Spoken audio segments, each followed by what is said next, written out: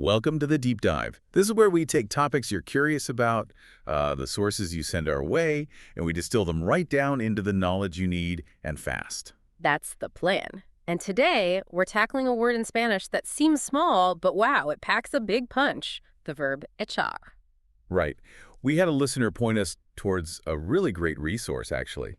It was a YouTube video transcript from the Hamilara Español channel. Yeah, fantastic channel.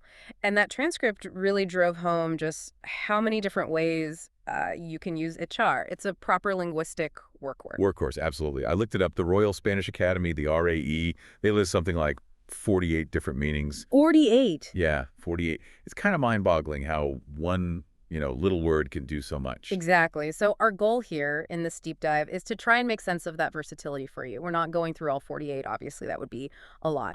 But we'll hit some core concepts and then, explore some really common practical expressions, stuff you'll actually hear Spanish speakers use all the time. Okay, so if HR has ever tripped you up, or maybe you're just, fascinated by how language works, stick with us.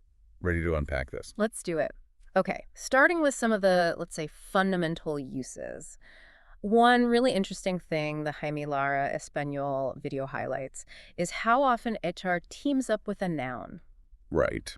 And when it does that, it essentially acts like a totally different verb. It's almost like a shortcut. That was a real light bulb moment for me, reading that, like, echar una siesta.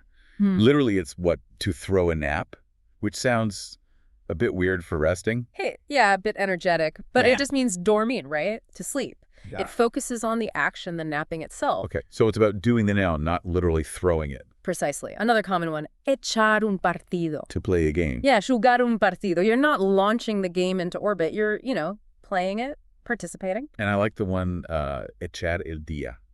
That signifies spending time, usually in a relaxed way. Yeah, like passing the time. So you might say, if you're planning a lazy day at the beach, voy a echar el día en la playa. Exactly. It sounds much more natural than just saying you'll spend the whole day there. It has that feel of just enjoying the time passing. Right. Okay, so moving away from those noun combos for a second. No. HR also has more direct meanings, more physical ones, like tirar, lanzar, or deixar caer. To throw, launch, or let fall.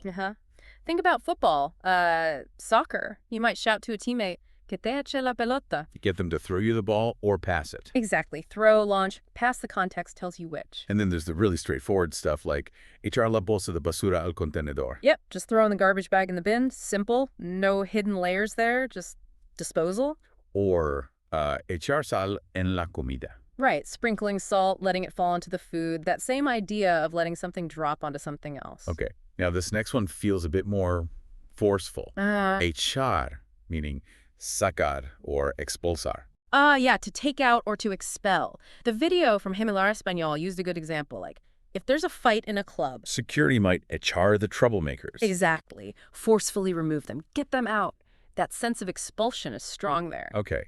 Then there's echar, meaning dar, or repartir. To give or distribute, like serving food, Echar a cada persona su ración de lechuga. Giving everyone their portion of lettuce, dispensing it out. And one more for these core meanings. Echar can be about investing time. Okay, like dedicating time. Yeah, so he echado una hora lavando los platos. I spent an hour washing the dishes. Put in an hour. Right. Or the example from the video, Manuel echa muchas horas jugando a los videojuegos. Manuel spends many hours playing video games. Puts in a lot of hours. Exactly. So you see, even just looking at these sort of core meanings, it already covers quite a range, doesn't it? It really does. Okay, so those are some fundamentals. But now, let's get into what I think is the really fascinating bit. The common expressions using echar. This is where it gets really colorful. Absolutely. This is everyday Spanish. First up, a big one. Echar de menos. To miss someone or something. Yeah, that feeling of longing, right? It's interesting how echar, to throw, combines with de menos sort of less to create that feeling of absence. The video had some good, relatable examples. Like if you move abroad, you might find yourself echando de menos your family or... your friends, your mom's cooking. Yeah, even just local customs. It perfectly captures that sort of ache for something that's missing. Spot on. Then there's echar en cara. Ooh, this one sounds less pleasant. To throw in someone's face. reproach. That's it. Definitely negative. It's reminding someone, often critically, about something they messed up or didn't do. Yeah, this one can definitely sting. The examples from Jaime Lara Español were pretty vivid. Mi novia siempre me echa en cara que no me acuerde del día de su cumpleaños. My girlfriend always throws it in my face that I don't remember her birthday. Ouch. Relatable for some, maybe? Maybe. And the other one, mi padre me echó en cara que no había recogido mi cuarto. Ugh, the classic. My father reproached me for not tidying my room. Timeless. Definitely. Okay, moving on. Echar a perder. Right. To spoil, to go to waste, to ruin something.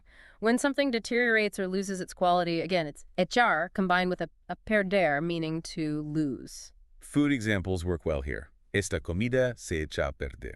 This food is going bad. Yep. Or that mayo left too long in the fridge. Definitely don't want that echando a perder your stomach. No, indeed. But the video also pointed out it can apply to people, right? If someone kind of neglects their health or lets themselves go. Se ha echado a perder. It's a bit harsh, but yeah, it captures that idea. Next, a really useful trio. Echar un vistazo, echar un ojo, and echar una ojallada. All meaning basically to take a quick look. Pretty much synonyms for a quick look. Notice how echar here suggests a brief action, just throwing a glance. Super practical. Just, can you echar un ojo on this for me? Exactly, but the video also flagged a related one, slightly different. Echar el ojo. Ah, with a definite article. Yeah. It can mean just glance, but often it implies you've seen something you like and you've kind of claimed it mentally. You want it. Okay, so more intentional. The example was, mi novia me echó el ojo en la discoteca. Right. My girlfriend had her eye on me at the disco. It's got that sense of singling out, maybe wanting to keep. Got it. A bit more possessive. Kind of. Then we have echar por tierra. To destroy, undermine. Yes. Ruining something that's been built up, negating effort. Por tierra literally means on the ground, so you can picture throwing something down, smashing it. That makes sense. Yeah. The examples really hit home, like your boss rejecting a project you've poured hours into. Yeah, it feels like all your work has been echado por tierra, thrown to the ground. Or, the cat knocking over your intricate Lego model. Instant devastation, exactly. Echado por tierra. Okay, now for some positive ones, thankfully. Echar un cable and echar una mano. Ah, yes. Both mean to help, to lend a hand. So echar like throwing or extending a cable or a hand. Metaphorically. That's the idea, offering assistance. Like Jaime Lara himself on his YouTube channel. He's basically echando un cable to everyone learning Spanish, wouldn't you say? Absolutely. He's helping out. Yeah. And hey, if you find his stuff helpful, maybe you could echarlo una mano back. Nicely put. You could indeed. By, maybe subscribing to the Jaime Lara Español channel. Leaving a comment, perhaps. Sharing his videos with other learners. It's a great way to support creators putting out valuable stuff like this. Totally agree. Okay, last expression on our list. Echar pantalones. To have guts, to go for it. Literally, like to put on trousers, but metaphorically. To step up. Find courage. Exactly. Face a challenge, even if you're scared. The video used the example of getting over the fear of being on camera. Right, just doing it, echando los pantalones, and hitting record. Putting on your brave pants, essentially. Okay, one last crucial thing before we wrap up. The video mentioned the difference between hecho with an H and hecho without. Big point of confusion. Yes, very important. So, hecho, spelled E-C-H-O, is the past participle of our verb echar.